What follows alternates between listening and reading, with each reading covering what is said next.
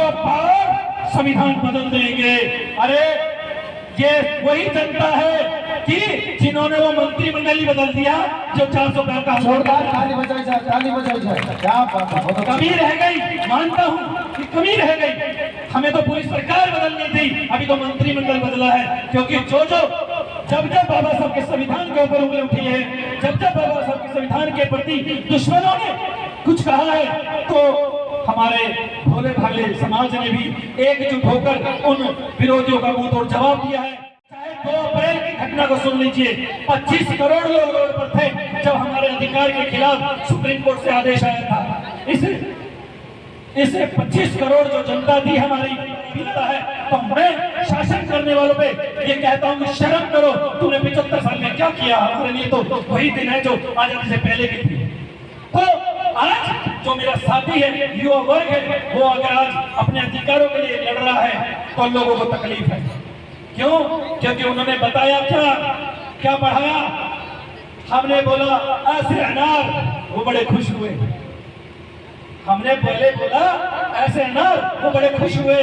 हमने बाद में बोला आसे आम, तो उन्होंने आम के गुण बता दिए।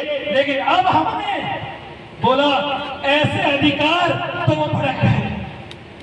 अब हमने कहा कि ऐसे अधिकार, तो वो भड़क गए। अरे भड़कते तो भड़कने दो, ये बाबा साहब के संविधान से चलने वाला देश है।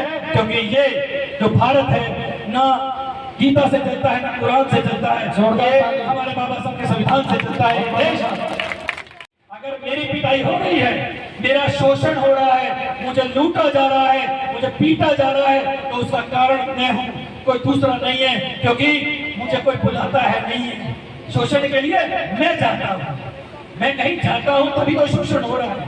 मैं किसी को सर पे बिठा रहा हूँ तभी तो मेरा शोषण हो रहा है। आज हमें बाबा साहब को पढ़ने की जरूरत है। और आज मैं लिख के दे सकता हूँ, ये पूर्ण विश्वास है मुझे कि यहाँ जितनी बैठी जनता है, इसमें से मात्र 10 या 15% लोगों ने ही बाबा साहब की जीवनी पढ़ी है।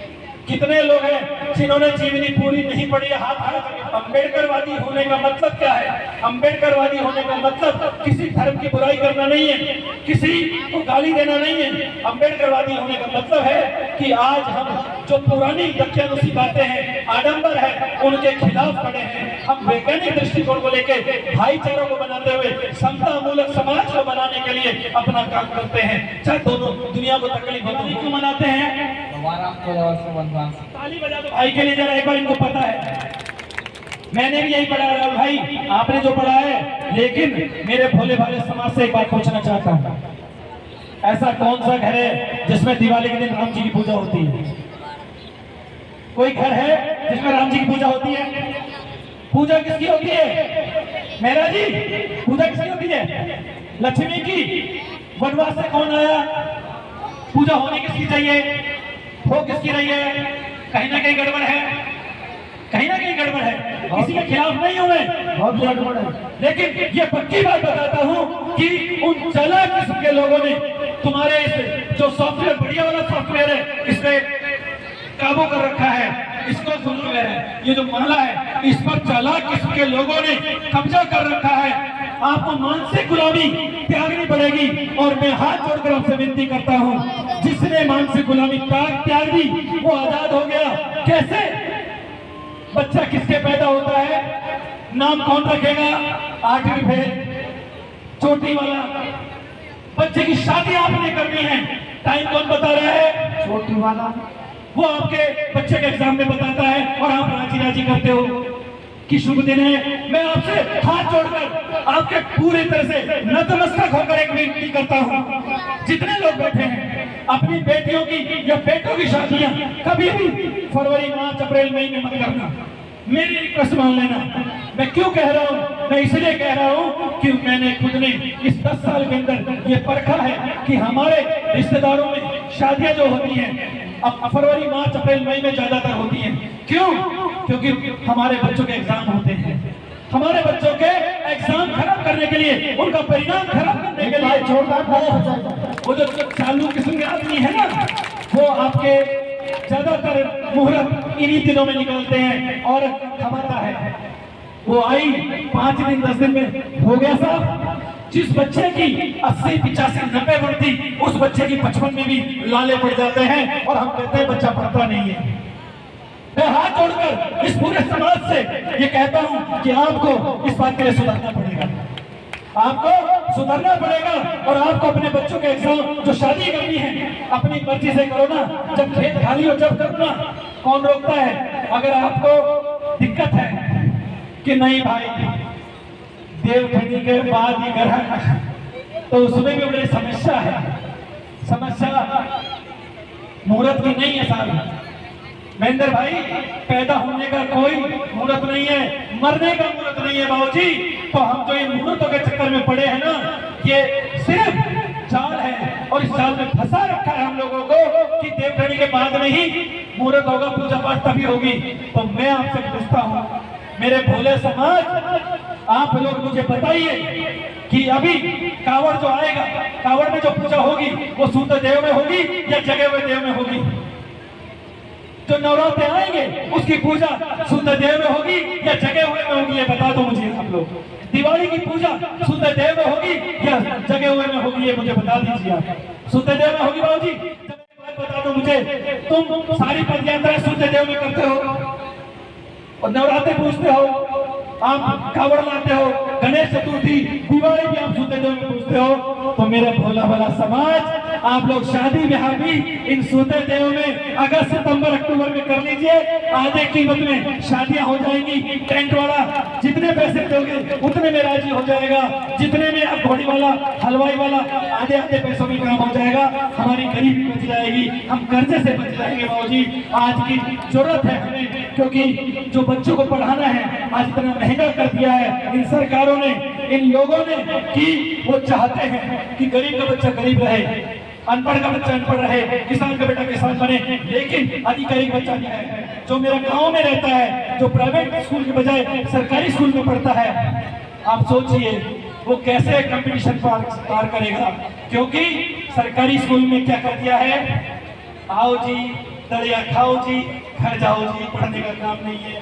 हम लोग, मेरी जो माता बहनें बैठी हैं, ये क्या पूछती हैं, बेटा आज गाय खिलाए हो, आज दाल बनी क्या, आलू की सब्जी बनी? अरे मेरी भोली बहनों, मेरी माताओं, तुम ये पूछो बच्चे से कि बेटा आज क्या पढ़ाया, कल क्या पढ़ाएंगे? ये चीज पूछोगे तब तुम्हारा बच्चा पढ़ पाएगा। अगर खाने की पूछोगे, क्योंकि खाना तो हम खा ही रहे थे, हम स्कूल बच्चों को खाने के लिए नहीं भेजते हैं। लेकिन बड़ा दुर्भाग्य है कि आज मेरा भोला समाज इस बात को समझने में नाकाम है, पीछे है कि हम स्कूल किस लिए भेज रहे हैं। और सबसे बड़ी बात गुरुजी, सबसे बड़ी एक विकट बात है कि सरकारी स्कूल में पढ़ाने वाला टीचर ट्रेंड होता है, MA BEd होता है, अच्छी तनख्वाह लेता है, अच्छा ट्रेनिंग लेकर अच्छी तरह से पढ़ाने में सक्षम होता है। लेकिन समय की मार देखिए, वो भी अपने बच्चे को प्राइवेट के स्कूल के टीचर के पास 10,000 15 वाले स्कूल उसके टीचर के पास पढ़ा रहा है। ये बड़ा सोचनीय विषय है। इस बात के लिए मैं भी समझता हूँ कि शायद मेरी भी कमी है। टीचर चाहता है पढ़ाना, लेकिन सरकार नहीं चाहती पढ़ाना। आपके बच्चों को अनपढ़ गंवार रखने के लिए ये षड्यंत्र चालू है, तो इसको संभालेगा कौन? इसको हम ही सब संभालेंगे। हम एक दूसरे का, एक उदाहरण दे रहा हूँ, ये वाला जो पंडाल है, एक दूसरे का हाथ पकड़ना जरा, एक दूसरे का जो नजदीक में बैठो उसी का हाथ पकड़ लो, पकड़ो जरा, इधर पकड़ो, अरे आपस ऊपर पकड़ो एक बार और हाथ ऊपर करो जरा, ऊपर, शाबाश। आप ही जरा देखो, करो एक बार हाथ पकड़ के, एक बार हाथ पकड़ के, आपस ये हुई ना बात। देखो आज की जो मानव श्रृंखला है, हमने जो एक दूसरे का हाथ पकड़ रखा है, मैं आपसे कहता हूँ, विनती करता हूँ, हम एक दूसरे का हाथ पकड़ ले तो मेरे समाज को किसी के पैर पकड़ने की जरूरत नहीं पड़ेगी। ना पैसे के लिए, ना शिक्षा के लिए, ना किसी अभाव के लिए। अगर मेरा समाज एक दूसरे का हाथ पकड़ ले तो मेरा समाज इतना सक्षम है। ये सिकंदरा गांव हमेशा सेठों का गांव रहा है, हमेशा उदाहरण देता रहा है। ये डिस्पेंसरी लगी है, ये अपने आप में जागृति बताती है कि इन्होंने बहुत कुछ किया है और आगे भी करने को तैयार है। आज आप सबसे कहूंगा, कल का कार्यक्रम बड़ा होने वाला है, कल का कार्यक्रम ऐतिहासिक होगा।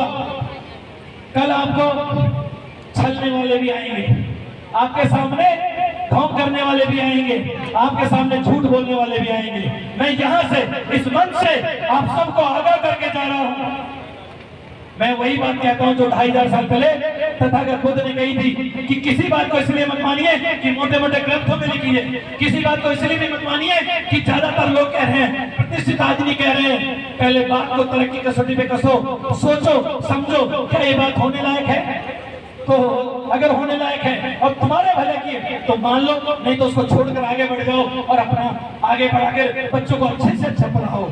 इसकी जरूरत है आज ये जो कार्यक्रम हुआ है, क्योंकि वक्ता बहुत है, कल भी वक्ता रहेंगे, मैं कल भी आऊंगा।